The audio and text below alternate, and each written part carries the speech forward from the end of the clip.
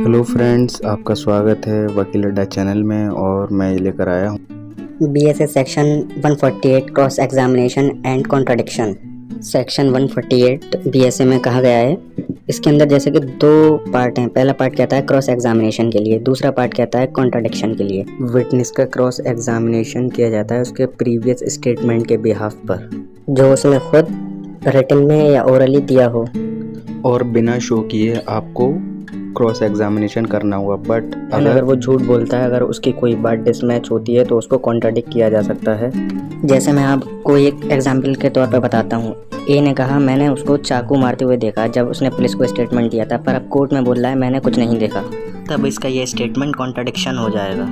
इस पर एक लैंडमार्क जजमेंट है, Tahsildar Singh, state of UP, 1959, Supreme Court, 6 जजेस बेंच, जजमेंट डिलीवर्ड बाय के सुब्बाराव जस्टिस। इस केस में कहा था क्रॉस एग्जामिनेशन के लिए लिखत में दिखाना ज़रूरी नहीं है, बट अगर कॉन्ट्रडिक्शन कर रहे हैं तो उस पार्ट पर ध्यान दिलाना ज़रूरी है विटनेस का। और कहा गया under section 162 CRPC, in the course of investigation statement can not be admissible only for the use of contradiction.